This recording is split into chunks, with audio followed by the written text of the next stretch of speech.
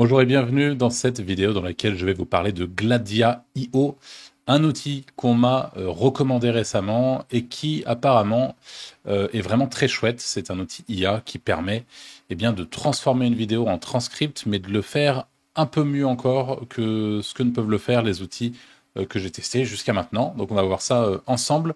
Nous voilà sur l'interface de Gladia. Je tiens à le dire, j'ai jamais utilisé l'outil avant, donc je vais le découvrir en même temps que vous.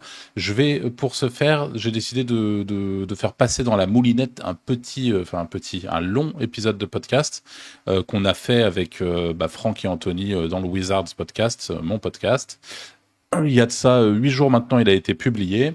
Et ce podcast-là, il parle, comme vous pouvez le voir, d'une stratégie complète pour réussir à monétiser un business avec l'affiliation et passer de 0 à 1500 par mois avec un guide étape par étape. Donc on va voir, c'est la vidéo que je lui fais passer, et on va voir exactement comment ça se passe. Alors, je viens de faire, on l'a vu juste ici, j'ai juste mis l'URL de la vidéo, j'aurais pu upload un fichier, j'aurais pu directement test real-time transcription, ouais, j'aurais pu utiliser mon micro même pour voir comment ça se passe. Donc là, j'ai mis la vidéo, j'appuie sur Next, Auto-Detect Language, on va lui dire de détecter, hein, ça devrait être dans ses cordes normalement. Enable Code Switching, Automatically Detect and Transcribe Multiple Language in a Single Audio File. Ouais, non, il n'y a pas besoin. Diarization, Auto-Detect Multiple Speakers in the audio and assign each transcribed text to the speaker who said it. Ça, c'est excellent. Ça, j'ai hâte de voir ce que ça va donner. C'est typiquement le genre de features que j'ai encore jamais vu fonctionnel. Donc, si ça marche bien, c'est vraiment très puissant. Translate Transcription en bêta, on s'en fout. Et là, je vais juste cliquer sur Transcribe là-haut. J'ai rien eu d'autre à faire. Et on verra combien de temps ça prend. Si c'est vraiment trop long, je ferai en sorte de le couper au montage. À quoi est-ce que ça peut servir ce genre de choses? Typiquement, ça peut permettre de retrouver exactement, parce qu'il y a un système d'API pour tous ceux qui sont un peu plus techniques, qui parfois développent. Là, c'est un gros fichier, donc ça va peut-être être un petit peu long de retranscrire l'audio de la totalité du fichier. Mais il y a un système d'API, donc on peut imaginer plein de choses. On peut, par exemple, dire dans ce podcast, qu'est-ce qu'a dit Arthur exactement sur tel sujet? Dans ce podcast, quel a été le pourcentage de temps de parole d'Arthur? Et on pourrait en tout cas imaginer beaucoup de choses avec ça. De manière un peu plus concrète, je vous l'ai présenté dans une autre vidéo sur cette chaîne, il y a Taja AI qui permet notamment de faire de la transcription, pareil en prenant la transcription, mais qui est fournie de manière automatique par YouTube. Je vous montre, si vous ne connaissez pas, je vais en profiter pour vous montrer la différence. Mais normalement, quand vous allez dans la description, moi j'ai une interface YouTube, la nouvelle, que je ne suis pas très fan, mais voilà, afficher la transcription. Ne perdez plus le fil grâce à la transcription, affichez la transcription, et là la transcription, elle a fini par apparaître. Vous le voyez, du coup, on a la transcription de tout ce qui a été dit au long de la vidéo, hop. Mais par contre, à aucun moment, on a la possibilité de savoir qui a dit quoi. Donc ça, YouTube ne nous le permet pas, par exemple. Donc c'est quelque chose qui peut être vraiment intéressant. Et dans le cas où j'ai enregistré, par exemple, une réunion, et j'ai besoin de savoir que tel interlocuteur a dit ça à ce moment-là, et qu'est-ce qu'a dit tel interlocuteur, etc. Fais-moi un résumé de ce qu'a dit tel interlocuteur. On peut faire beaucoup de choses une fois que Gladia est passé dessus. Encore une fois, encore faut-il qu'il fasse bien le boulot, et on va vite s'en rendre compte. En principe, dans la description, on a le sommaire, et le sommaire, à quoi ça correspond. Je vais mettre le timecode, je vais mettre un petit tiret, je vais mettre ce qui se passe, et ça permet, quand on se met sur le feed de la vidéo, vous voyez, par exemple juste ici, le brief de rédaction, juste ici l'importance des images dans vos contenus, juste ici le netlinking, pourquoi YouTube est une opportunité à saisir, voilà, et ça permet aux gens qui regardent le contenu de pouvoir choisir où ils décident d'aller. Et on voit que Gladia n'a toujours pas fini, donc on se retrouve tout de suite pour le résultat. Ok, retour à la vidéo, ça y est, alors c'était pas rapide pour le coup, on commence à trouver un petit point faible, mais est-ce que les choses ont bien été faites? C'est ce qu'on va vérifier maintenant. Alors, ce qui est assez chouette, on a du coup une transcription en texte avec, évidemment, il ne connaît pas nos noms, mais speaker 1, speaker 0, speaker 2.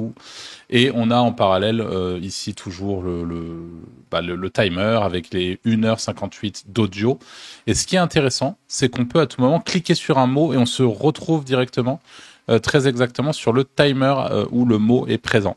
Donc par exemple, si je viens juste ici, on va retourner au début du podcast. Ça c'est l'intro, parce qu'au début de notre podcast, on fait une espèce d'intro avec très grossi. Avec des temps forts, un peu en musique, des extraits du podcast.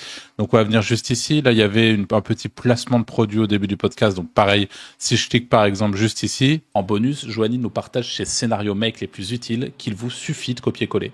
Et avec le code promo Wizards, vous obtiendrez une promotion imbattable sur Make Master. Bon, voilà. Et par exemple, ici, le podcast commence. Donc on va voir Speaker 0. On va voir de qui il s'agit. Okay. Je crois. Bon, tu veux commencer avec. En gros, ce qu'on a fait, c'est qu'on a fait une grosse structure où on vous parle un petit peu des étapes, en gros, étape par étape, comment vous lancer dans de l'affiliation. Bon, c'est très propre. Donc, Speaker 0, Speaker 1, le choix de la niche. Donc, Speaker 1, c'est moi. Donc, c'est bien moi qui fais la première intervention. Et du coup, est-ce qu'on a un Speaker 2 ici? Ouais, je voulais juste dire que... Et ça, c'est Anto. Donc c'est très rigolo. Donc là, on a vraiment tout. On voit qu'ici, il y a en l'occurrence Franck qui parle longtemps. Là, c'est moi, du coup. On a fait le tour de la partie niche, du coup. Non, peut-être juste préciser que... Ouais, c'est excellent. Donc je pense que par-dessus, vous voyez, tout ce qui est les petits tics de langage, etc., c'est supprimé directement. Et en effet, c'est plutôt bien divisé entre les différents speakers. Donc ça, c'est assez intéressant. Le JSON, alors je suis pas développeur, mais la question c'est de savoir si on peut renommer un speaker directement. J'ai pas l'impression. Bon, ça c'est pas dramatique. Et là, ce que je pourrais faire éventuellement, c'est du coup copier le transcript, me rendre sur ChatGPT et hop, on va coller l'intégralité du transcript. Et on peut aller lui demander, là on lui fait, hop, voici le transcript de mon dernier podcast. Hop, est-ce que c'est pas trop long? C'est devenu balèze, hein, ChatGPT, s'il est capable d'encaisser un transcript d'1h59, là, c'est plutôt cool. The data has been loaded, the first row of the dataset. Oui. Qu'est-ce que c'est que ce délire? Il a complètement pété un câble. Mais vous pourriez, dans l'idée, transférer le transcript, lui demander un résumé à partir de ça. Je vous mets vraiment au défi de trouver, grosso modo, un outil qui vous propose d'avoir des transcripts aussi précis, avec les speakers, environ tous les mots un peu compliqués. Là, par exemple, il y a un cas un peu rigolo où il y a Speaker 2. Sur le produit, ouais, sur le fonction la page que c'est, mais voilà, quoi. Vraiment, je ferai que ça. Après, si, il y a plein d'autres choses, mais vous allez tout dire, mais je vous laisse un peu la parole. Sur mobile, sticky sidebar sur PC, je veux dire. Donc la même chose, mais en plus sur la sidebar.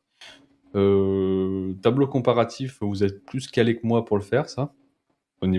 En vrai, c'est propre. C'est propre. Là, typiquement, il y a le suivez, il n'a pas été dit, mais il y a plusieurs personnes qui parlent en même temps. Ils captent bien qu'il y a un changement d'interlocuteur, enfin de personnes qui parlent, etc. Donc non, vraiment, ça me paraît très très propre. C'est le plus clean que j'ai vu sur de la transcription.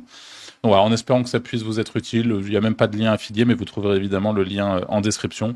Mais comme d'habitude sur cette chaîne, j'essaie de vous proposer des outils qui sont vraiment chouettes, qui croisent ma route. C'est le cas de celui-là, je voulais le tester avec vous. Je suis en effet assez convaincu, c'est très fort. Et derrière, vous pouvez intégrer ce prompt, pas ce prompt, par exemple ce transcript-là, j'aurais tout à fait pu l'intégrer via API directement à une automatisation qui me permet par la suite de récupérer un résumé concis du podcast, par exemple. C'est tout à fait possible. Donc voilà, c'est vraiment chouette. Et encore une fois, vous avez la usage, vous avez vos clés API, etc. Je vais pas cliquer pour éviter d'avoir trop de montage à faire, de flouter, machin. Mais chouette outil, je vous le recommande et je vous dis à très vite pour une nouvelle vidéo. Salut.